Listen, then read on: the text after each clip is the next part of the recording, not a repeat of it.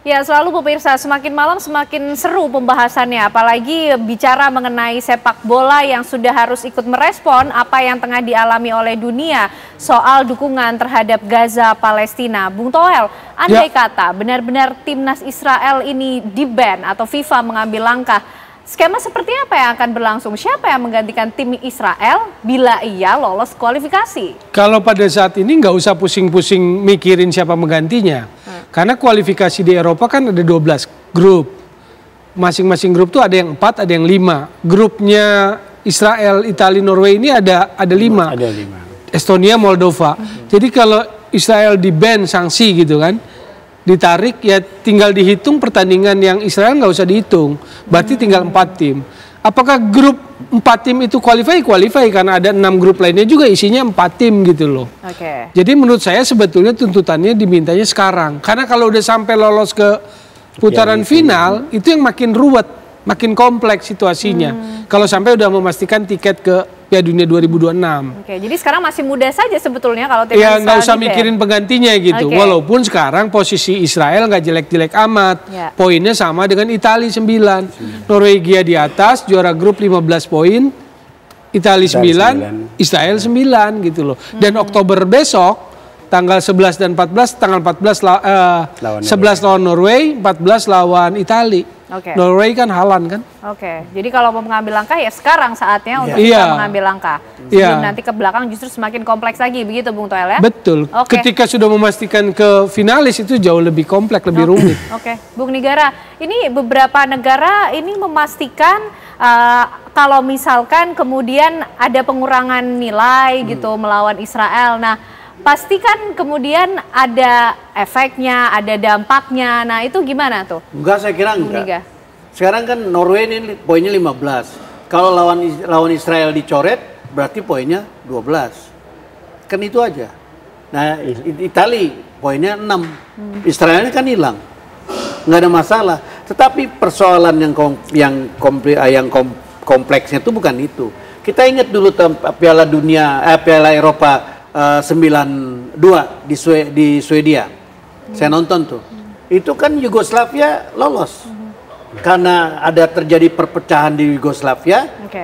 Lalu negara itu dihapus oleh UEFA. Denmark jadi pengganti yang kemudian jadi juara Eropa. Peter Schmeichel tuh udah liburan ke Meksiko. Terbang datang paling terakhir gitu. Jadi nggak ada, bukan persoalan gitu. Kalau dicoret itu bukan persoalan. Memang lebih baik sekarang dicoretnya. Dan saya punya keyakinan sekali lagi karena Infantino berbeda dengan presiden-presiden FIFA yang lain. Perbedaannya tadi sudah dijelaskan oleh Bung Niga. Perbedaannya udah dijelaskan lah. Yang lain tuh begitu luar biasa menempatkan FIFA sebagai segala sesuatu yang lebih besar dari PBB karena memang jumlah anggotanya lebih banyak gitu. Nah, yang kedua Indonesia pernah menikmati gara-gara politik. Tahun 1979 Bambang Nurdiansyah, David Sulaksmono, Mundari Karya, Bonar Tobing, macam-macam lah itu pemain pada masa itu menggantikan Irak. Irak menolak karena nama Piala Dunia Junior itu pakai nama brand yang Amerika punya, dia anti Amerika, dia tolak. Lalu AFC menunjuk Korea Utara peringkat ketiga. Kata Jepang enggak, dia nggak punya hubungan diplomatik sama saya. Lalu AFC dengan leluasa menunjuk ke Indonesia karena Indonesia di penyisian paling baik. Meskipun nggak lolos tapi paling baik. Selisih golnya juga cukup baik sehingga ditunjuk. Kita menikmati itu. Jadi sekarang saatnya kita juga ikut berjuang untuk negara dengan lain. kondisi di mana penonton Indonesia ini, penonton sepak bola Indonesia loh, ini FIFA resmi loh yang mencatat 220 juta dari 280 juta penduduk Indonesia. Itu gila bola semua. Artinya Indonesia punya modal besar untuk ikut menekan FIFA. Singkirin itu Israel gitu. Dengan kekuatan itu karena rating FIFA itu di Indonesia luar biasa. Paling top di Indonesia, ratingnya paling tinggi karena meskipun kita belum pernah ke Piala Dunia yang resmi, yang senior maksudnya, gitu, kita rating penonton kita paling banyak jumlahnya. Penyumbang terbesar, Brazil aja posisinya cuma nomor 5, gitu, kita nomor 1. Semangat itu yang kemudian harus dibawa. Dengan posisi seperti itu, mungkin ya kita juga nggak tahu Pak Prabowo ngomong apa dengan Infantino pada saat itu gitu. Yang keluar kan hanya ya Indonesia mau dijadiin ini, mau begitu-begitu itu aja. Tapi seperti apa sesungguhnya kita nggak tahu. Dan saya kira Pak Prabowo cerdas lah. Beliau kan bukan pemimpin asal-asalan. Ya. Memang orang yang paling mempersiapkan diri jadi presiden ya Pak Prabowo dari semuanya. Karena dari di Yordan udah mempersiapkan diri. Dan presiden juga tidak main-main bicara soal Palestina di sidang umum PBB. Saya yakin betul pasti ada pembicaraan-pembicaraan itu. Tapi dikeluarkannya nanti belakangan. Saya yakin betul deh, gitu. Baik. Karena Infantino ini nggak mungkin asal ngomong gitu dengan orang seperti ya Trump aja mengundang Pak Prabowo tuh ke acara Liga Arab kan diundang. Satu-satunya yang non Arab kan Indonesia. Apalagi kalau bukan penghargaan karena itu.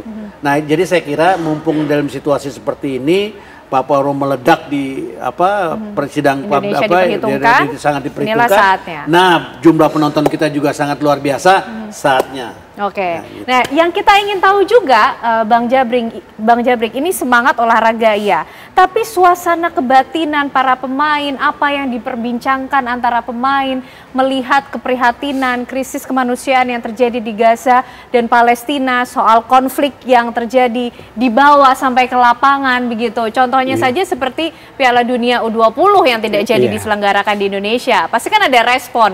Nah, sekarang kondisi psikologis para pemain itu gimana sih? Ya sekarang kalau untuk buat para pemain ya Mbak ya, dengan adanya pemboikotan ini bagus juga ya. Soalnya yang sudah juga yang usia 20 itu kan karena pro Palestina jadinya nggak jadi ya kan. Nah sekarang ini sudah melebar kan kalau untuk buat ke Piala Dunia. Apalagi nanti ada kesempatan untuk buat Israel itu masuk ke Piala Dunia kan gitu. Itu juga dampak juga untuk buat pemain-pemain Israel gitu loh Mbak. Soalnya dia kehilangan pengalaman untuk buat bertanding di ajang internasional kan Piala Dunia. Terus juga dampak karir mereka juga pemain-pemain muda yang sekiranya dia punya bakat itu kehilangan sama sekali gitu. Soalnya pemain-pemain yang Piala Dunia yang semacam kayak Maradona itu kan dari situ dilihat dari Piala Dunianya. Itu dampak untuk buat para pemain-pemain Israel kalau memang dia kena boikot situ Mbak. Baik, tentunya terima kasih semuanya Bapak-bapak untuk perbincangan malam hari ini.